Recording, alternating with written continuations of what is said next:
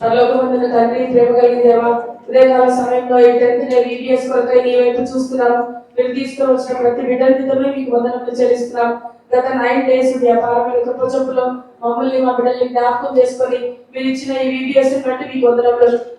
అందుబాటులో ఉంచబడినటువంటి మాటలు బిడ్డల్లో 100ంతలుగా 30ంతలుగా 60ంతలుగా ఫలించినట్టు మీరే కృప చూపించండి దేవా. ఈ దినంలో మీరే జ్ఞాపకం చేసుకుని శ్రీశిల చాటును మరుగుపరిచి తన నోట్లో మీ మాటలు వచ్చి దేవా, మరి బిడ్డలు ఎలాగైతే వారు అర్థం చేసుకోగలరు ఆ మాటలు తన ద్వారా విడుదల చేసి బిడ్డలందరూ కూడా పరలోక రాజ్యాన్ని నిత్య జీవనాన్ని స్వతంత్రించుకోగలిగినట్లు పాపం విషయమైనటువంటి ఒప్పుదల కలిగించండి.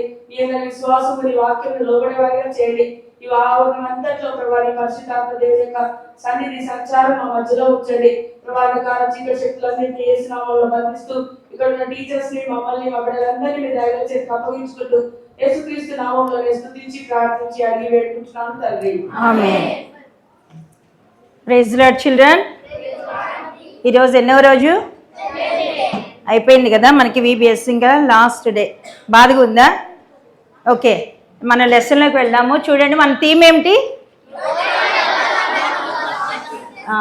మన యేసు ప్రభు జ్ఞానమందు అభివృద్ధి పొందుడి. మరి 9 days మీరు అభివృద్ధి పొందారా? యేసయ్య దగ్గర జ్ఞానాన్ని సంపాదించుకున్నారా? మన హృదయాన్ని యేసయ్యకి ఇవ్వాలి. సరే, నెక్స్ట్ మన లెసన్. నిన్న ఏం లెసన్ విన్నాము? నిన్న ఏం లెసన్ చెప్పారా ఆంటీ? ప్యూరిఫై కదా, ప్యూరిఫై కదా. ఓకే, శుద్ధీకరించు వాక్యం. ఈరోజు మన యొక్క లెసన్ ద ఎంపవరింగ్ గాడ్, అధికారం ఇచ్చు వాక్యము. ఇతరులకి సాక్ష్యం చెప్పాలి అంటే దేవుని వాక్యమే మనకి అధికారాన్ని ఇస్తుంది. మీరు సైలెంట్గా ఉండి లెసన్ వింటే త్వరగా కంప్లీట్ చేస్తే మనం వర్క్లోకి వెళ్దాం. ఓకేనా? జాగ్రత్తగా వినండి. అధికారం ఇచ్చు వాక్యం అన్నమాట ఈరోజు మన లెసన్. అయితే దేవుడు ఎవరికి అధికారం ఇచ్చాడు ఏంటి అనేది మనం ఈరోజు లెసన్ ద్వారాగా చూద్దాం. దేవుడు మనకు కూడా అధికారం ఇస్తున్నాడు, ఓకే, ఇతరులకి వాక్యం చెప్పడానికి. ఓకే, నెక్స్ట్ చూడండి మా, ఇక్కడ చూడండి నాన్న. ఇక్కడ మీకు 2 వ్యక్తులు కనబడుతున్నారు, అవునా? ఒకళ్ళ పేరు ఉజ్జియా రాజు, ఇంకొకళ్ళు యెషయా. ఓకేనా? అయితే యెషయా గ్రంథము బైబిల్లో న్యూ టెస్ట్మెంట్లో ఉందా, ఓల్డ్ టెస్ట్మెంట్లో ఉందా? ఓ, వెరీ గుడ్, ఓల్డ్ టెస్ట్మెంట్లో ఉంది కదా. యెషయా ఒక గొప్ప ప్రవక్త. ఓకే, అయితే దేవుని దృష్టి వైపు చాలా బాగా ఉండేవాడు, గొప్ప ప్రవక్త.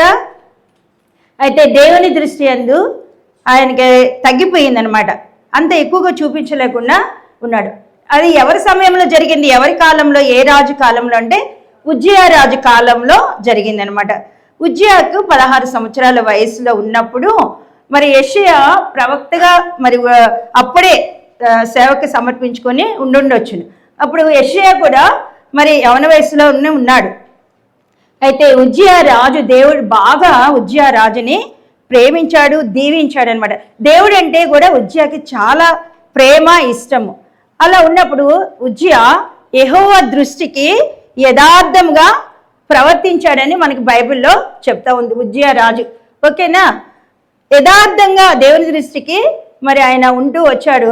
అలాగే కాకుండా అది ఎక్కడుందంటే మనకి 2 Chronicles 26:4 చాప్టర్లో మనకు ఉంటుంది. తర్వాత ఉజ్జియాని దేవుడు ఎంతగా ఆశీర్వదించాడు. ఉజ్జియా ఒక ప్రవక్త కదా. ప్రవక్త అంటే ఏంటి అర్థం తెలుసా మీకు? తెలుసా మా ప్రవక్త అంటే ఏంటి తెలుసా? ప్రీచర్స్ అవ్వడం. తర్వాత దేవునితో మాట్లాడతాడు. ఓకే, దేవుని పక్షాన మాట్లాడతాడు అనమాట. ఓకే, ప్రాఫిట్ అంటే దేవుని పక్షాన మాట్లాడేవాడు అనమాట. అంత గొప్ప యెషయా అన్నమాట, దేవుని సన్నిధిలో ఎదుగుతూ వస్తున్నాడు. అయితే ఉజ్జియాని దేవుడు ఎంతో ఆశీర్వదిస్తూ వస్తున్నాడు, బహుగా వర్ధిలింప చేశాడు. ఎలా ఆయనకి అగ్రికల్చర్ అంటే చాలా ఇష్టం ఉజ్జియా రాజుకి. అందుకని ఆయన ఏం చేశాడంటే చాలా ఆయనకి దేవుడు ఎలా ఆశీర్వదించాడో తెలుసా? చూడండి, దాని దృష్టికి యథార్థంగా ప్రవర్తిస్తూ వచ్చాడు. తర్వాత ఆయన చూడండి ఉజ్జియా రాజుని దేవుడు ఎలా ఆశీర్వదించాడు. చాలా పశువులు, ఆయనకి అగ్రికల్చర్ అంటే చాలా ఇష్టం కదా. దానివల్ల ఆయన ఏం చేశాడంటే దేవుడు ఎక్కువ పశువుల్ని ఇచ్చాడు, తర్వాత ద్రాక్ష తోటల్ని ఇచ్చాడు, తర్వాత ఫీల్డ్, ఓకే, పొలాన్ని ఇచ్చాడు. ఎంతగానో విస్తరింపచేశాడు అనమాట ఉజ్జియా రాజుకి. అయితే ఇలాగా వస్తూ ఉన్నప్పుడు ఆయన బహుగా మరి విస్తరింపచేశాడు, దేవుడు ఆశీర్వదించాడు, దీవించాడు. ఇలా ఉంటున్నప్పుడు ఉజ్జియాకి ఏమైందంటే మరి తన రాజ్యాన్ని ఆశీర్వదించాడు కదా, దేవుడు ఆశీర్వదించి తన రాజ్యాన్ని స్థిరపరిచాడు. ఓకే, ఎంతగానో స్థిరపరిచాడంటే అసలు ఎంత చెప్పలేనంత విస్తారంగా. తర్వాత ఆయన ఏం చేశాడు, ఉజ్జియా రాజు యెరూషలేం పట్టణంలో మరి అందంగా తీర్చిదిద్దాడు. తర్వాత మనకి ఇక్కడ చూడండి, మరి ఉజ్జియా యెరూషలేములో మూల గుమ్మముల దగ్గరను, పల్లపు స్థలము గుమ్మముల దగ్గరను, ప్రాకారపు మూల దగ్గరను దుర్గములను కట్టించి గుమ్మములను దిట్టపరచాడు. అలాగా యెరూషలేం పట్టణాన్ని చాలా అందంగా తీర్చిదిద్దాడు ఉజ్జియా రాజు. ఇదంతా దేవుడు చూస్తున్నాడు కదా. మరి అలా చేస్తూ వచ్చినప్పుడు దేవుడు ఆశీర్వదించాడు, దీవించాడు, అలా విస్తరింపచేశాడు. అయితే తర్వాత ఉజ్జియాకి ఏమైపోయింది, తన హృదయంలో గర్వం వచ్చేసింది. ఎందుకు గర్వం వచ్చింది? దేవుడు నన్ను ఆశీర్వదించాడు, నన్ను బాగా అన్ని విషయాల్లో విస్తరింపచేశాడు అని చెప్పేసి గర్వం వచ్చేసి ఇప్పుడు ఏమనుకుంటున్నాడు ఉజ్జియా రాజు తన మనసులో, నేను ఇప్పుడు మందిరానికి వెళ్ళి దీపస్తంభం మీద ధూపాన్ని నేను వేయాలి, నేనే వేయాలి అని చెప్పేసి అనుకున్నాను. అమ్మ మన పులిపీఠం మీద ఇప్పుడు మేము ఇక్కడ లెసన్ చెప్పడానికి, కానీ ఎవరు మనకి ఇక్కడ పులిపీఠం మీద మనకు ఉండి అంతా మనల్ని నడిపించేది దేవుడు, తర్వాత యాజకులు కదా, ప్రీస్ట్ కదా, అంకుల్ కదా, మనకి ఇక్కడ మన మందిరంకి వస్తున్నాం కదా, ప్రీస్ట్ అన్నమాట, యాజకులు. అయితే ఇక్కడ ఏం చేశాడు ఉజ్జియా రాజు, దేవుడు నన్ను ఆశీర్వదించాడు, నేను ఇప్పుడు మందిరానికి వెళ్ళి ధూపం వేయాలి, నేను ఓకే ఆరాధించాలి అని చెప్పేసి అనుకుంటున్నాడు. అనుకుని మందిరానికి వస్తున్నాడు. అక్కడ మందిరానికి వచ్చాడు, వస్తూ ఉన్నాడు. చూడండి, ఇది దీపస్తంభం కదా, ధూపం వేయడానికి వస్తూ ఉన్నాడు. అయితే ఈలోపు ఎవరు కనపడ్డారు తెలుసా ఆయనకి? ప్రీస్ట్ వచ్చారనమాట, యాజకులు 80 మంది, 80 ప్రీస్ట్ వచ్చేసి ఆయనకి చెప్తా ఉన్నారు. చూడండి, వీళ్ళందరూ రాజు కదా, రాజుకి చెప్పరు, మనం వెళ్ళి రాజుగారికి చెప్తామా? వాళ్ళు కూడా ప్రీస్టులు అయినప్పటికి కూడా ఇంకా భయపడుతూ అయినా కూడా వెళ్ళి ఉజ్జియా రాజుకి చెప్తున్నారు, రాజా మరి దేవుని మందిరంలో ఓన్లీ ప్రీస్టులు మాత్రమే ధూపాన్ని వేయాలి, ఆరాధించాలి, ఎవరంటే వాళ్ళు వెళ్ళకూడదు అని చెప్పేసి 80 మంది ప్రీస్టులు వచ్చేసి ఉజ్జియా రాజుకి చెప్తున్నారు. అయినా కూడా వినుకోకుండా దేవుని మందిరం లోపలికి వెళ్ళిపోయి ఏం చేసి అప్పటికే వాళ్ళు అన్నారు, అయ్యా మీరు వేసిన ఆ ఘనత దేవునికి రాదు, కాబట్టి మీరు వెళ్ళొద్దు, ఓన్లీ ప్రీస్టులు మాత్రమే వెళ్ళి అక్కడ ధూపం వేయాలి అని చెప్పేసి చెప్తుంటే కూడా ఉజ్జియా రాజు దేవుని మందిరంలోకి వెళ్ళిపోయాడు. వెళ్ళిపోయిన తర్వాత ఏమైపోయింది తెలుసమ్మా? దేవునికి అయిష్టంగా చేశాడు కదా అక్కడ. ఆయన వెళ్ళి లోపలికి వెళ్ళడంతో ఆయనకి లెప్రసీని దేవుడి చేశాడు. అక్కడ కుష్ఠరోగం వచ్చేస్తుంది అనమాట. కుష్ఠరోగం వచ్చేసినప్పటికీ ఆయనకి ఇంకా చేతులు చూసుకున్నాడు, అంతా ఇలా అయిపోయినవి, ఇంకా భయపడిపోయాడు. దేవుని మందిరంలో కుష్ఠరోగం వచ్చిన వాళ్ళు అది అపవిత్రమైపోతుంది. ఇంకా వెంటనే మందిరంలో నుంచి బయటకు వచ్చేసి ఆయన అనుకున్నాడు, నేను తప్పు చేశాను, యాజకులు చెప్పారు, ప్రీస్టులు చెప్పారు, 80 మంది ప్రీస్టులు నాకు చెప్తే కూడా వాళ్ళు భయపడతానే చెప్పారు, అయినా కూడా నేను వినలేదు, నేను గర్వపడ్డాను, దేవుడు నన్ను ఇట్లా ఆశీర్వదించాడు, నన్ను స్థిరపరిచాడు అని వెంటనే బయటకు వచ్చేసి ఇప్పుడు తన ఇంట్లో కూడా లేడు, ఇప్పుడు ఇంట్లో కుటుంబంతో కూడా కలిసి ఉండటానికి లేదు. ఎందుకని? లెప్రసీ వచ్చేసింది కదా, కుష్ఠరోగం వచ్చేసింది. ఇప్పుడు ఏంటి, పరిపాలన చేయగలుగుతాడా? రాజ్యంలో ప్రజలను పరిపాలన చేయలేకపోతున్నాడు. ఇప్పుడు కొంతకాలం అలా ఉన్నాడు. తర్వాత ఏం చేశాడంటే తన కుమారుణ్ణి రాజుగా చేసేసాడు. కొంతకాలం అలా ఉన్న తర్వాత ఉజ్జియా రాజు చనిపోయాడు కుష్ఠరోగంతో. తర్వాత తన తప్పును తెలుసుకుని ఉండొచ్చు, పశ్చాత్తాపడి ఉండొచ్చు, ప్రభా నన్ను క్షమించిన ఆయన నీ రక్తంతో కడుగు అని చెప్పేసి తన తప్పుని తెలుసుకుని ఉండొచ్చు. అయితే ఇదంతా ఎవరు చూస్తున్నారు? యెషయా ప్రవక్త చూస్తూ ఉన్నాడు. యెషయా ప్రవక్త గమనిస్తూ ఉన్నాడు, ఏంటి అంత మంచిగా ఉన్నాడు, దేవుని సన్నిధిలో ఎంతో ఆశీర్వదించబడ్డాడు, మరి ఆయనకు కుష్ఠరోగం వచ్చేసింది ఏంటి అని తనలో తను ప్రశ్నలు వేసుకుంటా ఉన్నాడు. ఇది అవంతా ఎవరు వింటున్నారు, ఎవరు చూస్తున్నారు? యెషయా అలా ఆలోచించేది ఎవరు చూస్తున్నారమ్మా? దేవుడు చూస్తున్నాడు. దేవుడు మన తలంపులు ఆయనకి తెలుసు కదా, మనం ఏం ఆలోచిస్తున్నామో, నీ ఆలోచన ఏమిటో, నా ఆలోచన ఏమిటో, మన అందరి ఆలోచన ఏమిటో దేవుడికి మాత్రమే తెలుసు. అయితే యెషయా మోకరించాడు. ప్రార్థన చేసుకుంటా ఉన్నాడు. ఈలోపు దేవుడు చూస్తూ ఉన్నాడు. దేవుడికి ఒక తలంపు వచ్చింది, ఈయనకు ఒక దర్శనం ఇవ్వాలి, ఆ దర్శనంలో ఆయన తప్పేమిటో తెలుసుకోవాలి, అసలు ఏం చేశాను అనేది తెలుసుకోవాలి అనుకుని అలా మోకరించేసి ఇది చేసుకుంటూ ఉన్నప్పుడు ఆయనకు ఒక దర్శనం వచ్చింది. ఆ దర్శనంలో అక్కడ ఏమున్నాయి, అక్కడ చూడండి, సింహాసనాసీనుడైన ప్రభు మహిమతో సర్వభూమి ఆయన స్తుతి, అక్కడ ఏం చేస్తున్నారు, పాటలు పాడుతూ ఉన్నారు. ఏమని పాడుతున్నారు, యెహోవా పరిశుద్ధుడు పరిశుద్ధుడు పరిశుద్ధుడు, సర్వభూమి ఆయన మహిమతో నిండి ఉంది అని గాన ప్రతిగానాలు చేస్తూ ఉన్నారు. అంత వెలుగు వచ్చేసింది. ఆ దర్శనంలో యెషయా చూస్తూ ఉన్నాడు, ఏంటి ప్రభువా ఇంత వెలుగునిచ్చావు, ఇంత మహిమ నీకుందా, ఇంత ప్రకాశవంతమైన దేవుడువా నువ్వు, మరి నేను మంచివాడిని అనుకుంటున్నాను, మరి ఉజ్జియా ప్రవక్త కూడా ఏంటి మంచివాడు అనుకున్నాను, కానీ పరిశుద్ధుడు కాదు, మీ అంత పరిశుద్ధులు మేము కాదు, నువ్వు పరిశుద్ధుడివి. వాళ్ళు ఏమని పాడుతున్నారు దూతలు, యెహోవా పరిశుద్ధుడు పరిశుద్ధుడు పరిశుద్ధుడు అని గాన ప్రతిగానాలు చేస్తూ ఉన్నారు. అయితే సింహాసనాసీనుడైన దేవుడు చూడండి, ఆయన యొక్క అంగి దేవాలయపు అంచును నిండుకొని ఉంది. ఎంత వెలుగు ప్రకాశవంతంగా కనపడుతూ ఉన్నారు యేసు ప్రభువు వారు అక్కడ. అలాగా మరి దేవుడు ఆ విధంగా యెషయాకి దర్శనాన్ని ఇచ్చినాడు. ఎందుకు ఆ దర్శనాన్ని ఇచ్చినాడంటే దేవుడు యెషయాని సేవకి వాడుకోవటానికి. ఆయన రక్షణ పొందాడు, దేవుని సన్నిధిలో ఎదుగుతున్నాడు, ఒక ప్రవక్తే. సేవగా ఎలా తనని వాడుకోవాలో, అలాంటి శక్తి ఎలా ఇవ్వాలో ఆయనకి చూపించాలని ఈ దర్శనం ద్వారాగా దేవుడు యెషయాకి చూపించాడు. ఇప్పుడు యెషయా హృదయంలో ఏమైపోయింది తెలుసమ్మా, నేను ఇంతకాలము నేను మంచివాడిని అనుకుంటున్నాను, బాగున్నాను అనుకుంటున్నాను, ఉజ్జియారాజు కూడా పరిశుద్ధుడు మంచివాడే అనుకున్నాను, మరి నాలో ఇంకేమని తన ఆలోచనలో తన తలంపులు ఎన్నో పర్యాలు తప్పిపోయిన వాడుగా ఉన్నాడు. ఎవరు, యెషయా. అది గుర్తుకొస్తుంది ఇప్పుడు ఆ యొక్క వెలుగుని, ఆ దర్శనాన్ని చూసేటప్పటికి. ఎవరికి, యెషయాకి.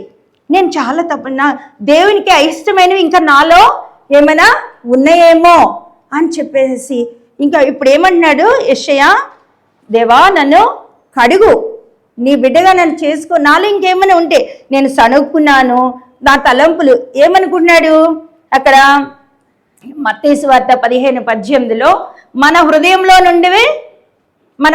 ఉన్నవే బయటికి వస్తాయి కదమ్మా.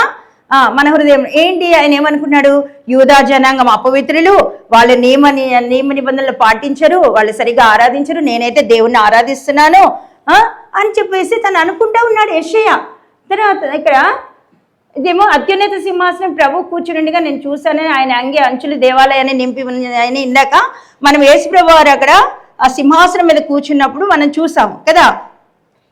అయితే ఆ దర్శనాన్ని చూసిన తర్వాత ఆయన అనుకుంటున్నాడు అనమాట యెషయా ప్రవక్త, నాలో చాలా తప్పులు ఉన్నాయి ప్రభా, నన్ను క్షమించు, నీ రక్తంతో కడుగు. మరి మన పెదవులు ఎలా ఉన్నాయి, అపవిత్రమైన పెదవులతో నేను నివసిస్తున్నాను, అపవిత్రమైన జనముల మధ్య నేను నివసిస్తున్నాను, నేను నశించాను, కానీ అత్యున్నత సింహాసనం మీద ఆసీనుడైన ప్రభువుని నేను చూడగలిగాను అని చెప్పేసి అక్కడ మరి సైన్యములకు అధిపతి యెహోవాను నేను కళ్ళారా చూశాను అని చెప్పేసి ఇక్కడ ఎవరు చెప్తున్నారు, యెషయా చెప్తున్నాడు. ఏమన్నాడు, నేను అపవిత్రమైన పెదవులు కలవాడను, అపవిత్రమైన పెదవులు కల జనుల మధ్య నేను నివసించువాడను, నేను నశించి తిని రాజును సైన్యములకు అధిపతి యెహోవాను నేను కళ్ళారా చూచితిని అనుకున్నాడు అనమాట. అప్పుడు తను యేసయ్యని అడిగాడు, యేసయ్యా నన్ను క్షమించు, నా పెదవులని సరిచే. అప్పుడు ఇలా అనుకుంటూ ఉన్నప్పుడు ఎవరు వచ్చారో తెలుసా అక్కడికి, మరి యెషయా దగ్గరికి. అక్కడ ఎవరు పాటలు పాడుతున్నారు, పాడుతున్నారమ్మా, శరాపులు, దూతలు కదా పాటలు. అందులో ఒకళ్ళు వచ్చి ఏం చేశారో తెలుసా, శరాపుల్లో ఒక శరాపు వచ్చి ఆ బలిపీఠం మీద మండుతూ ఉంది కదా, ఆ కారుతో, మన ఇది పట్టకారు అంటాం కదా, ఆ దర్శనంలో చూపిస్తూ ఉన్నాడు. ఆ యొక్క కారుతో ఒక అగ్ని ఆ యొక్క దానిని తీసుకొని ఎవరికి పెట్టారు దానిని, ఎందుకే అంటే యెషయా ఏమన్నాడు, నేను అపవిత్రమైన పెదవులను కలవాడను, అపవిత్రమైన జనముల మధ్య నేను నివసిస్తున్నాను. తన తప్పుని తెలుసుకున్నాడు. అయ్యో నేను రక్షణ పొందినవాడే, సేవ చేసిన ప్రవక్తగా ఉన్నాడు, కానీ ఇంకా కొన్ని అలాగే మనలో కూడా కొన్ని లోపాలు ఉంటాయి, మనం సరి చేసుకోవాలి. యెషయా మరి అంత ప్రవక్త అయిన కూడా దేవుని సన్నిధిలో హంబుల్గా మరి తన తప్పుని ఒప్పుకుని అలా ఉన్నప్పుడు శరాపులో ఒకడు వచ్చేసి ఆ బలిపీఠం మీద ఉన్న మరి నిప్పురవ్వను తీసుకుని తన యొక్క పెదవులకి అంటించినప్పుడు తన యొక్క పాపమంతా పోయింది, శుద్ధీకరించబడింది. మనకు బైబిల్లో అగ్ని అంటే శుద్ధీకరించడం అమ్మ, గుర్తుపెట్టుకోండి. ఓకే, వాక్యము ఓకేనా. ఆ శుద్ధీకరించడం వల్ల తను ఇప్పుడు పవిత్రుడైపోయాడు. ఎవరు పవిత్రుడైంది? యెషయా ప్రవక్త కదా, పవిత్రుడైపోయాడు. అలాగా పవిత్రుడైన తర్వాత ఇప్పుడు యేసు ప్రభువారు ఏం చెప్తున్నారు తెలుసా? ఆయనని ఇప్పుడు యేసు ప్రభువారికి యెషయాకి మధ్య మాటలు జరుగుతూ ఉన్నాయి. ఇప్పుడు యెషయా పవిత్రపరచబడ్డాడు కదా, ఆయన హృదయం ఇంత మొత్తం పవిత్రపరచబడ్డాడు. ఇప్పుడు తన సేవకి మరి పిలుచుకోవడానికి, తన సేవించడానికి, పరిచర్యకి పంపించడానికి యేసు ప్రభువారు మరి ఆ విధంగా మరి యెషయాని ముందు మోల్డ్ చేసి తర్వాత తనని దేవుని సన్నిధికి వచ్చిన తర్వాత ఇప్పుడు వాళ్ళిద్దరి మధ్య సంభాషణ జరుగుతూ ఉంది. అంటే మాట్లాడుకుంటున్నారు. యేసు ప్రభువారు క్వశ్చన్ వేశారు, మామూలుగా వేశారు. అంటే యెషయాని డైరెక్ట్గా అడగలేదు. ఇప్పుడు మనకి అనేక జనులు ఉన్నారు, అన్యజనులు ఉన్నారు, తర్వాత ప్రభువుని ఎరగని వాళ్ళు ఉన్నారు. ఆ ప్రాంతాలకి మరి సేవ చేయడానికి వెళ్ళాలి అని చెప్పేసి యేసు ప్రభువారు ఏమన్నారంటే, నేను ఎవరిని పంపుదును, ఎవరు మా పక్షాన్ని వెళ్తారు అని చెప్పేసి అడిగినప్పుడు, నేను ఎవరిని పంపించాలి, ఎవరు వెళ్తారు అని చెప్పేసి అడిగినప్పుడు యెషయా ఒక జవాబు ఇస్తున్నాడు. ఏమన్నాడు? చిత్తగించము రాజా, చిత్తగించము, నేనున్నాను, నన్ను పంపించండి. ఎవరు చెప్తున్నారమ్మా మాట? యెషయా ప్రవక్త చెప్తున్నాడు, నేనున్నాను, నన్ను పంపించండి, నేను వెళ్ళి ఆ జనాంగానికి, ఆ అన్యజనులకి నేను సువార్తని ప్రకటిస్తాను అని చెప్పేసి ఆ విధంగా యేసు ప్రభువారు అడిగిన ప్రశ్నకి మరి యెషయానే ముందుకు వచ్చి చిత్తగించము, నేనున్నాను, నన్ను పంపించండి అయ్యా అని చెప్పేసి అడిగినప్పుడు మరి మరి యెషయాని దేవుడు ఆ విధంగా వాడుకుంటూ వచ్చాడు. తర్వాత ఇక్కడ మన పాపలను మనం ఒప్పుకునేలా ఆయన నమ్మదగిన వాడు, నీతిమంతుడు కనుక ఆయన మన పాపలను క్షమించి సమస్త దుర్నీతి నుండి మనల్ని పవిత్రులుగా చేస్తాడు. మనలో ఇంకేమైనా పాపం ఉన్నా, తర్వాత దేవునికి అయిష్టంగా ఏదైనా ఉంటే మరి యెషయాని క్షమించిన దేవుడు, ఉజ్జయాన్ని క్షమించిన దేవుడు మనల్ని కూడా క్షమిస్తాడు కదమ్మా. ఈ VBSలో ఉన్నప్పుడు ఇంకెవరికైనా రక్షణ లేకపోతే మీరు రక్షణ పొందాలి. యేసు ప్రభువుని మీ సొంత రక్షణగా అంగీకరించాలి. యేసయ్య మన హృదయంలో ఉంటే మనం ఎక్కడికి వెళ్ళినా ఏ సమస్య మనకు ఉండదు. దేవుని యొక్క కాపుదల, ఆయన దూతలు మన చుట్టూతా కూడా ఉంచుతారు. మనం ఏది కావాలన్న దేవుడు మనకి ఇస్తాడు. తర్వాత ఇక్కడ యవనస్తులు దేని చేత తమ నడత శుద్ధిపరచుకుందరు? నీ వాక్యాన్ని బట్టి దాన్ని జాగ్రత్తగా చూచుకున్నట్టు చేతనే కదా. మరి ఆ యొక్క వాక్యంలో మనం నడిచినప్పుడు యవనస్తులు ముఖ్యంగా తొట్టిల్లిపోతూ ఉంటారు. యవన వయసులోకి వచ్చినప్పుడు చాలా జాగ్రత్తగా ఉండాలి. టెంప్టేషన్స్ ఎక్కువ వస్తూ ఉంటాయి. వాటన్నిటి నుంచి అవన్నీ చాలా మనల్ని ఏం చేస్తుందమ్మా, నరకానికి తీసుకుని. అలా కాకుండా మనము దేవుని సన్నిధిలో ఎదగాలి అంటే మన యొక్క నడతని శుద్ధి చేసుకోవాలి. ఎలాగా? వాక్యాన్ని బట్టి మనము మన నడతని శుద్ధి చేసుకోవాలి. తర్వాత మన నోటి నుంచి బయటకు వచ్చినవే, ఇందాక మీకు యేసు ప్రభువారు క్వశ్చన్ వేశారు కదా, ఎవరిని పంపుదును, మా పక్షాన్ని ఎవరు వెళ్తారు అన్నప్పుడు తర్వాత యెషయా చెప్పాడు కదా, నేను చిత్తగించుము, నేను వెళ్తాను అని చెప్పేసి. ఇక్కడ చూడండి నాన్న, ఇటు చూడండి, ఇటు ఇటు అలాగా చూడండి అమ్మా. ఇక్కడ మనకి క్వశ్చన్ మార్క్ కనబడుతుంది, లిప్స్ కనబడుతున్నాయి, పాదాలు, హార్ట్, మరి బైబిల్, క్రాస్, అక్కడ ఇయర్ ఉంది, తర్వాత హ్యాండ్స్ ఉన్నాయి కదా. ఇక్కడ మనకి ఎప్పుడైతే మనము వాక్యాన్ని చదువుకుంటామో, మరి ప్రభువుని యేసుక్రీస్తునందు మనం విశ్వాసం ఉంచుతామో, మరి యేసు ప్రభువుని సొంత రక్షణగా అంగీకరిస్తాం. యేసు ప్రభువు ఏంటి? మన మరి ప్రకటన గ్రంథం 3:20 ఉంది కదా, నేను నీ హృదయమైన తలుపు వద్ద నిల్చుండి తట్టుచున్నాను, ఎవడైనా నా స్వరం విని తలుపు తీస్తే వారి ఎదుకు నేను వస్తాను అని అంటున్నాడు కదా. అయితే ఇక్కడ మన వాక్యాన్ని చదివినప్పుడు దేవుడు మనకి శక్తిని ఇస్తాడు, మనకి బలాన్ని ఇస్తాడు, మనకి నెమ్మదిని ఇస్తాడు, మనల్ని నడిపిస్తాడు ఆయన మార్గం, సరైన మార్గంలో. ఇప్పుడు నీ ఫ్రెండ్స్కి, నీ బంధువులకి నీ వాక్యం చెప్పాలి అని అంటే, యేసయ్య గురించి చెప్పాలంటే నువ్వు ముందు వాక్యం చదవాలి కదా. వాక్యం చదివినప్పుడే మన ఆ వాక్యానుసారంగానే సరైన మార్గంలో మనము వెళ్ళగలుగుతాం. మన రిలేటివ్స్కి, మన ఫ్రెండ్స్కి మనము వాక్యాన్ని చదువుకుని మరి యేసయ్య మార్గంలో వెళ్ళాలి, మనము సరైన మార్గంలో వెళ్ళాలంటే యేసయ్యని నమ్ముకోవాలి అని మనం చెప్పాలన్నమాట. అలాగే యేసుప్రభువు వారు మన కొరకు కల్వరిగిరిలో రక్తం కార్చారు, సమాధి చేయబడ్డాడు, తిరిగి 3వ దినాన లేచాడు. కాబట్టి మనము వాక్యాన్ని చదువుకోవాలి. ఆ వాక్యము మనకి వెలుగునిస్తుంది కదా, ఆ వాక్యం మనకి శక్తినిస్తుంది. మరి యెషయా ప్రవక్తకి ఆ వాక్యమే శక్తినిచ్చింది సేవ చేయటానికి, వెళ్ళటానికి కదమ్మా. అలాగే మరి నీ పెదవులతో ఏమన్నాడు యెషయా ప్రవక్త? అపవిత్రమైన పెదవులు కలవాడనని ఒప్పుకున్నాడు. అయితే ఇక్కడ మనకి మరి అపవిత్రమైన పెదవుల్ని కడిగినైనా నన్ను శుద్ధీకరించి నా నోటి ద్వారాగా మరి ఇతరులకి నేను సువార్తను అందించడానికి మీరు నన్ను నడిపించిన ఎంతో మంది మరి ఆ దేశంలో యెరూషలేములో మరి దుష్టుల మధ్యలో మరి సేవ చేయడానికి యెషయాని వాడుకోవడానికి దేవుడు ఆ విధంగా పిలుచుకున్నాడు. మరి యెషయా గ్రంథము మనకి ఈ రోజుల్లో బైబిల్లో మనకు అనేక మంది మరి ఆ యెషయా గ్రంథము చదివి అనేక వేల మంది మరి దేవుణ్ణి తెలుసుకున్నారు, ఆదరించబడ్డారు. మరి పూర్వకాలం మరి యెషయాని ఎందుకు దేవుడు అలా వాడుకుంటూ వచ్చినాడు? మరి 700 సంవత్సరాల పూర్వమే ప్రభు వారి యొక్క జననము, మరణము, తర్వాత ఆయన రాకడ, ఆయన ఎలా వచ్చి రాజ్యాన్ని ఏలతారో అదంతా కూడా మరి 700 సంవత్సరాల పూర్వమే యెషయా గ్రంథంలో మరి రాయటానికి యెషయా ప్రవక్తని దేవుడు ఏర్పాటు చేసుకున్నాడు అనమాట. అలాగా ఆ గ్రంథం ఇప్పుడు ఒకప్పుడు మరి యెషయా మరి ప్రవక్త ఉన్నప్పుడు ఆ రోజుల్లో మరి సంపూర్ణ బైబిల్ ఉందమ్మా. అప్పుడు ఆ రోజుల్లో లేదు. దేవుడు మనకి ఈ బైబిల్ ఇచ్చినాడు, సంపూర్ణంగా బైబిల్ ఇచ్చినాడు. అనేక గ్రంథాలు మరి 66 పుస్తకాలు ఉన్నాయి. మీరు రోజు చదువుతున్నారు కదా, మరి పాటలు పాడుతూ ఉన్నారు. ఈ 66 పుస్తకాలు దేవుడు మనకి వాక్యం ద్వారా మాట్లాడుతూ ఉంటాడు, సరిచేస్తూ ఉంటాడు, నడిపిస్తూ ఉంటాడు, మరి వెలుగునిస్తూ ఉంటాడు. మీరు అనుకోవచ్చు నేను చిన్నవాడిని కదా అని. చిన్నవాళ్ళు మనం మిషనరీస్ గురించి వింటూ ఉన్నాము కదా క్లోజింగ్ లెసన్స్లో.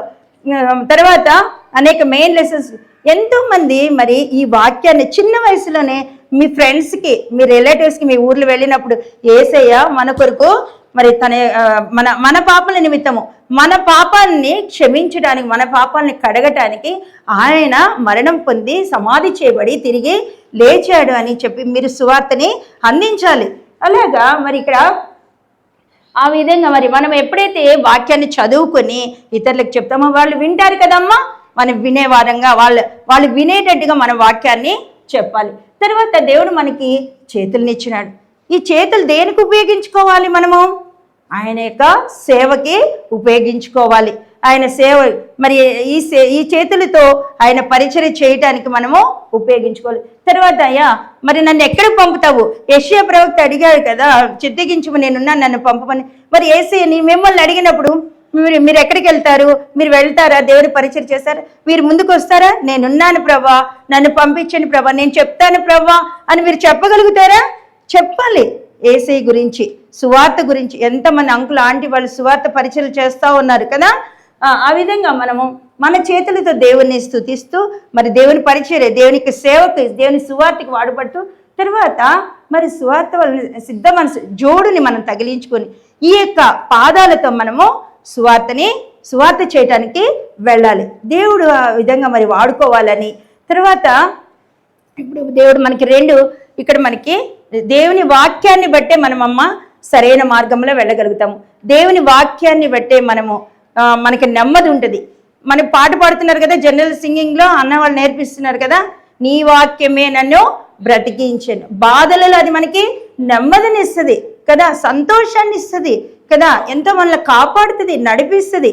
కాబట్టి మనకి ఏంటిది? ఇది ఎంపవరింగ్ వర్డ్ కదా, అధికారం ఇచ్చు వాక్యం. ఇది నీ చేతుల్లోనే ఉంది. నీకు అందరికి బైబిల్స్ ఉన్నాయా? ప్రతిరోజు మనం బైబిల్ చదువుకోవాలి, వాక్యం చదువుకోవాలి. ఉదయకాలం లేచి మరి అలాగే ప్రార్థన చేసుకుని మొదటి స్థానము దేవునికి ఇవ్వాలి. మనం ఏం చేస్తున్నాం? ఉదయం లేవడంతో సెల్ ఫోన్స్. అది కాదమ్మా, మనకి ముఖ్యమైనది మనకి దేవుని యొక్క వాక్యము. దేవునికి వాక్యంతో మనం నడిపించబడినప్పుడు దేవుడు మనకెన్నో ఆశీర్వాదాలు దేవుడు ఇస్తాడు. అలాగా మనము మరి ప్రభువు మరి ఈ విధంగా పరిచర్య చేయటానికి, సువార్తకి వెళ్ళటానికి మరి నిన్ను అడిగినప్పుడు యేసయ్య నిన్ను అడిగాడు అనుకోండి, మీరు సువార్త పరిచర్య చేయడానికి వెళ్తారా, ఎవరిని పంపిస్తానన్నప్పుడు మీరు నేనున్నానని చెప్పగలుగుతారా? చెప్తారా? యేసయ్య నేను వెళ్తాను, నేను చెప్తాను నీ గురించి అని చెప్పగలుగుతారా? మీరు చెప్తారా లేదా? ఎవరు చెప్పట్లేదు, చెప్తారా లేదా? చెప్పండి. యేసయ్యా నేను చెప్తాను. మరి యెషయా ప్రవక్త ఎలా చెప్పాడు? నేనున్నాను, చిత్తగించి నేను వెళ్తాను ప్రభా, నన్ను పంపించు. అనేక వేల మందికి ఆయన మరి సువార్తని అందించాడు. అలాగా అయితే దేవుడు మనకి ఇక్కడ ఒక కమాండ్మెంట్ ఇస్తున్నాడు. ఏమని? సర్వలోకమునికి వెళ్ళి సర్వ సృష్టికి సువార్తని, సమస్త జనులకి మరి సువార్తని ప్రకటించుచు సమస్త జనులని నాకు శిష్యులుగా చేసి బాప్తీస్మిచ్చు బోధించండి అని చెప్పేసి ఒక ఆజ్ఞ ఇస్తున్నాడు. సర్వలోకానికి వెళ్ళి, ఈ లోకం మనము చూసారా, దేవుడు మనకి ఇంత అవకాశం ఇచ్చాడు. ఎంతోమందికి అవకాశం లేదు కదా. కాబట్టి మనకి సమయం వచ్చినప్పుడు నీ ఫ్రెండ్స్తో, చిన్నవాళ్ళు, మీ ఫ్రెండ్స్, మీ పక్కన ఉన్న ఫ్రెండ్స్తోనే మీరు అన్యులు ఉంటారు, తర్వాత నీ క్లోజ్ ఫ్రెండ్స్ ఉంటారు, వాళ్ళకి యేసయ్య గురించి తెలియకపోతే మీరు చెప్పండి, ఓకేనా? అలాగా మరి మనకు ఒక వాగ్దానం కూడా ఇస్తున్నాడు దేవుడు, ఒక ప్రామిస్ ఇస్తున్నాడు. ఏమని? ఇదిగో నేను యుగ సమాప్తి వరకు సదాకాలం నేను మీతో కూడా ఉంటాను. యుగ సమాప్తి వరకు సదాకాలము. ఎవరు చెప్తారమ్మా? మన పేరెంట్స్ కూడా చెప్పరు, నేను నీతోనే ఉంటానయ్యా అని చెప్పేసి మన పేరెంట్స్ కూడా చెప్పరు, ఎవరు చెప్పలేరు. ఎవరు చెప్తున్నారు? యేసయ్య చెప్తున్నాడు. ఎవరుంటారు మనతో సదాకాలము? ఎవరుంటారు? యేసు ప్రభువారు మనతో పాటు సదాకాలము ఆయన మనతో ఉంటాడు. కాబట్టి మరి ఇక సమయాన్ని మీకు ఈ సమయంలో యెషయా ప్రవక్త ఎలాగైతే దేవుని పరిచర్యకి మరి దేవుని సేవగా చేయడానికి ఎలా ఆయన దర్శనాన్ని చూసి తనలో ఎలా మార్పు వచ్చింది, అలాగే మనలో ఇంకా మనం కూడా రక్షణ పొంది కూడా ఒక్కోసారి మనం పడిపోయే వరంగా ఉంటున్నాం. నువ్వు ఉన్న స్థలంలోనే, నువ్వు ఎక్కడైనా టీచర్గా ఉన్నా, లేదంటే మీరు స్కూల్లో కానీ, మీ ఫ్రెండ్స్ దగ్గర కానీ, ట్యూషన్లో కానీ, ఎక్కడైనా కూడా చెడ్డ మాటలు, చెడ్డ తలంపులు ఏమొద్దు. మనకి యేసయ్య గురించి మనము మాట్లాడుకోవాలి. యేసయ్య గురించి మీరు చదువుకున్నా కూడా ఏదైనా ఒక మాట, యేసయ్య ప్రభువైన యేసు మన కొరకు చనిపోయారు, సమాధి చేయబడారు, 3వ దినాన తిరిగి లేచాడు.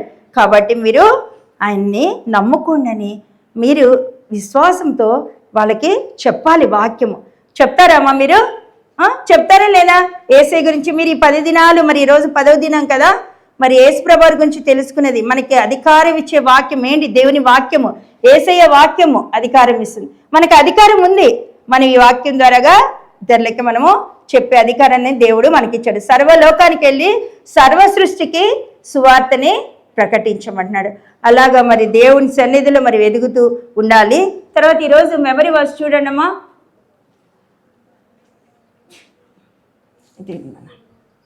చూడండి, చదవండి అమ్మా ఒకళ్ళు.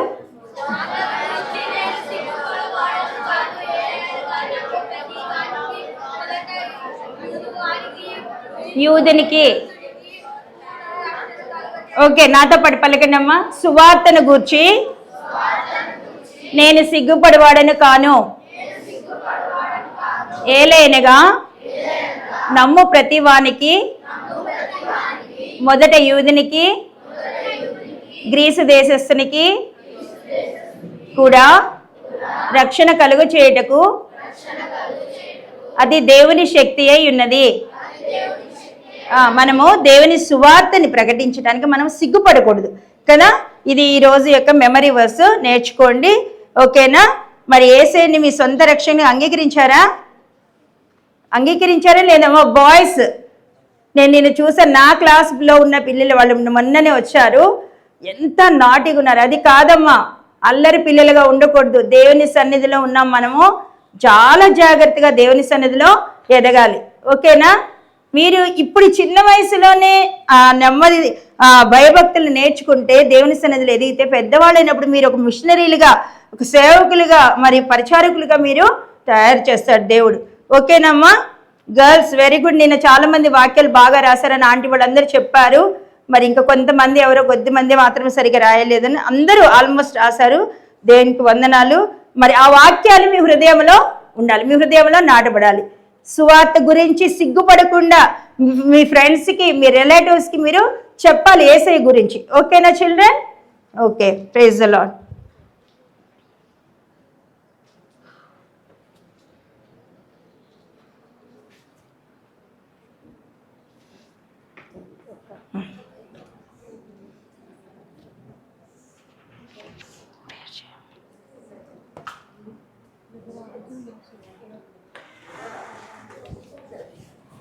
కొన్ని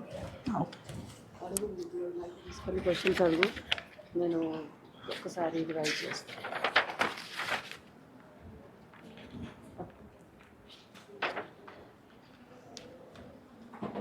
మా క్వశ్చన్స్ అడుగుతున్న జాగ్రత్త వినండి. రాజైన ఉజ్జియా ఎవరిని ప్రేమించాడు? దేవుని ప్రేమించాడు కదా. దేవుని డాష్గా ప్రవర్తించాడు. ఎలా ప్రవర్తించాడు? యథార్థముగా, దేవుని దృష్టికి యథార్థముగా ప్రవర్తించాడు. దేవుడు ఉజ్జియాని ఆశీర్వదించినాడా లేదా? ఓకే. అతని రాజ్యాన్ని ఏం చేశాడు? స్థిరపరిచాడు. అతని రాజ్యాన్ని స్థిరపరిచాడు. తర్వాత ఉజ్జియా హృదయంలో ఏమైపోయింది? అవన్నీ చేసేటప్పటికి గర్వం వచ్చేసింది. ఓకే, గర్వం వచ్చేసి ఏం చేశాడు? మందిరానికి వెళ్ళి ధూపం వేయాలని అనుకున్నాడు. కానీ ఎంతమంది ప్రీస్టులు ఆయనకి చెప్పారు వెళ్ళొద్దని? 80 మంది. Okay, very good. మరి యాజకులు, మరి దేవుని యొక్క ఆజ్ఞని ఆయనకి తెలుసు కదా, ఆ కమాండ్మెంట్ తెలుసు కదా ఆయన ఆజ్ఞని. మరి ఆ ఆజ్ఞని ఏం చేశాడు? ఒబీడియన్స్ చూపించాడా? డిజొబీడియంట్గా ఉన్నాడా? డిజొబీడియంట్, అవిధేయత చూపించాడు కదా. ఆ అవిధేయత చూపించడం వల్ల ఏమైపోయింది? ఆయనకి లెప్రసీ వచ్చేసింది కదా, కుష్ఠరోగము వచ్చేసింది. ఓకే. తర్వాత సేవకి పిలిచినప్పుడు మరి ఆయన ఏ దర్శనాన్ని ఎలా చూశాడు? యెషయా ఆ దర్శనంలో ఏం కనబడింది? అత్యున్నత సింహాసనం మంది ప్రభువు ఆసీనుడై ఉండుట, ఆయన చొక్కాయ అంచులు దేవాలయాన్ని నిండుకొని ఉండటము చూసాం కదా. యేసుప్రభు యొక్క అంగి కదా, మనం చూసాం కదా. తర్వాత మా దూతలు ఏమని పాడుతున్నారమ్మా? యెహోవా పరిశుద్ధుడు, పరిశుద్ధుడు, పరిశుద్ధుడు అని పాటలు పాడుతూ, సర్వభూమి ఆయన మహిమతో నిండి ఉంది. సర్వభూమి ఆయన మహిమతో నిండి ఉంది. తర్వాత ఆయన ఇక్కడ యెషయా దేవుని పరిశుద్ధతను ఇట్లు నూతనముగా చూసినప్పుడు తాను ఏమనుకున్నాడు? ఆ దర్శనాన్ని చూసినప్పుడు ఏమనుకున్నాడు? ఎలా అనుకున్నాడు? పరిశుద్ధత లేదు. తర్వాత ఏమైంది? అపవిత్రమైన పెదవులు ఉన్నాయి నాకు అని చెప్పేసి కనుగొన్నాడు. అపవిత్రమైన పెదవులు కలవానిగా కనుగొన్నాడు. తర్వాత మరి అపవిత్రమైన పెదవులని ఎవరు శుద్ధీకరించారు? అక్కడ ఏం చేశారు? దేవదూత. శరాపులలో ఒకరు ఏం చేశారు? ఒక బలిపీఠం పైన ఉన్న నిప్పుని తీసుకొని దేనితో? కారుతో తీసి అతని పెదవులకి తగిలించి ఏం చేశారు? శుద్ధీకరించారు కదా. శుద్ధీకరించి అది తగులుతో అతని పాపం ఏమైపోయింది? క్షమించబడింది. అతని పాపము క్షమించబడింది. ఓకేనా. తర్వాత మరి యెషయా ప్రభువారు ఇద్దరు మాట్లాడుకుంటూ ఉన్నారు కదా. మాట్లాడుకున్నప్పుడు ప్రభువారు ఏమని అడిగారమ్మా? అక్కడ ఒక క్వశ్చన్ అడిగారు కదా అమ్మా, చెప్పండి. నేను ఎవరిని పంపేదను? ఎవరైనా ప్రభువారు నేను ఎవరిని పంపేదను? మా నిమిత్తం ఎవరు వెళ్తారు అని చెప్పేసి ప్రభువారు అన్నప్పుడు యెషయా ఏమన్నాడు? చిత్తగించుము నేనున్నాను, నన్ను పంపము. చిత్తగించుము నేనున్నాను, నన్ను పంపము అని చెప్పేసి యెషయా చెప్పినాడు. తర్వాత మనము ఇతరులకి మరి దేవుని గురించి చెప్పాలి, మంచి సరైన మార్గము చూపించాలంటే మనకి ఏం కావాలి? ఇంకా ఏంటి? దేవుని వాక్యము. Very good. దేవుని వాక్యము కావాలి మనకి కదా. అలాగే తర్వాత మరి మీకు కమాండ్మెంట్ చెప్పాను కదా. ఏమి ఇచ్చారు దేవుడు? ఒక ఆజ్ఞ ఏం చెప్పాడు? సర్వసృష్టికి వెళ్ళి మీరు సర్వలోకమునికి వెళ్ళి సర్వసృష్టికి సువార్తను ప్రకటించుడి, సమస్త జనులను శిష్యులుగా చేసి బాప్తిస్మమిస్తూ బోధించండి అని చెప్పేసి ఆజ్ఞ మరి యేసుప్రభువారు చెప్పడం జరిగింది. మనకు ఒక ప్రామిస్ కూడా ఇచ్చారు యేసయ్య. ఏమని ప్రామిస్ ఇచ్చారు? ప్రామిస్ చెప్పండి లాస్ట్లో. గట్టిగా చెప్పమ్మా. ఓకే. యుగ సమాప్తి, ఇదిగో యుగ సమాప్తి వరకు సదాకాలం నేను మీతో కూడా ఉంటాను.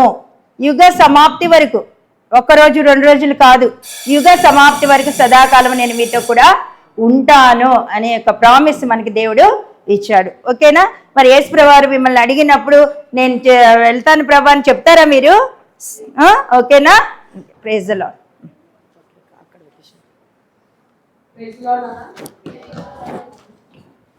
సరే, VBS 10 days అయిపోయింది కదా, అవునా? ఉందా ఎంత VBS?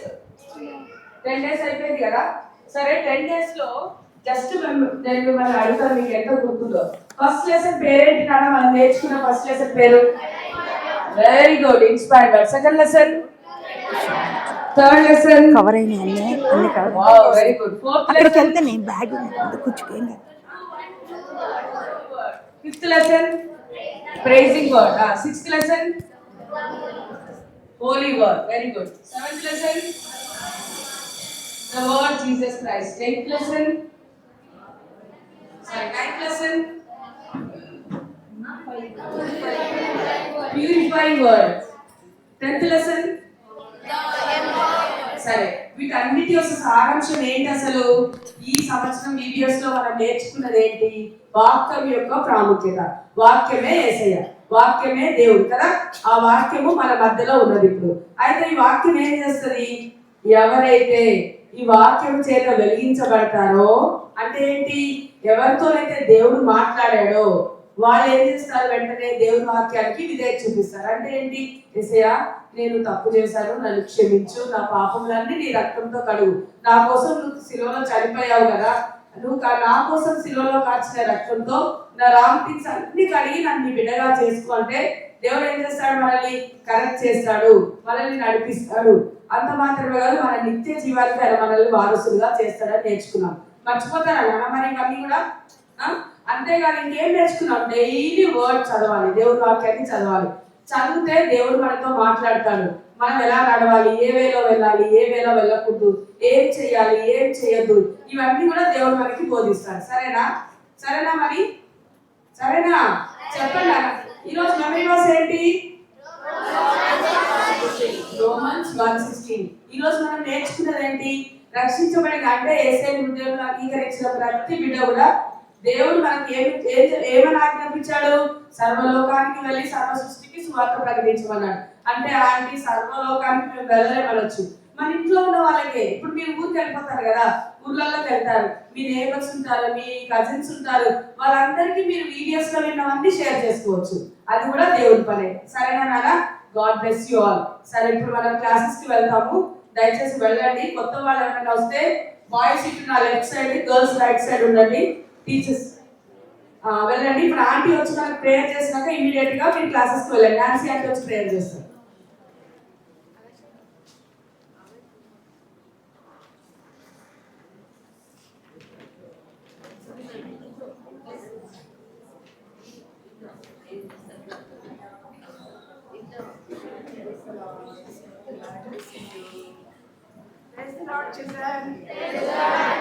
బాగున్నారా?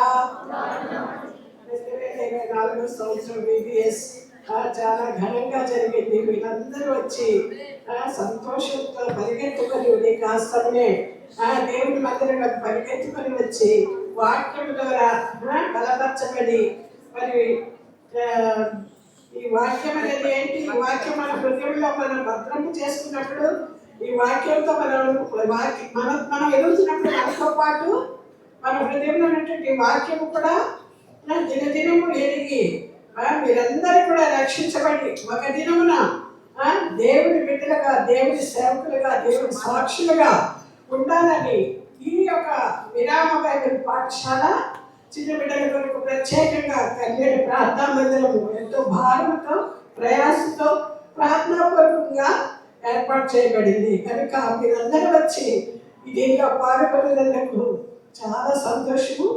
దేవునికి వందనాలు. ప్రార్థన చేస్తున్నాను. పరలోకపు తండ్రి, జీవము కలిగినటువంటి గొప్ప దేవ, కృపయు కనికరం కలిగిన ఆయన, దయగలిగినటువంటి రాజా, సర్వాధికారి ప్రభ, సర్వశక్తిమంతుడా, అద్వితీయుడైన దేవుడా, పూజనీయుడైన తండ్రి, నిన్న నేడు నిరంతరము ఏకరీతికున్న ప్రభ, మా సృష్టికర్తము, మా విమోచకుడు, మా దాగుచోటువు, మా ఆశ్రయపురము, మా కొండవు, మా కోటవు. తండ్రి నాయన సమస్తమైన తండ్రి మీకే స్తోత్రములు.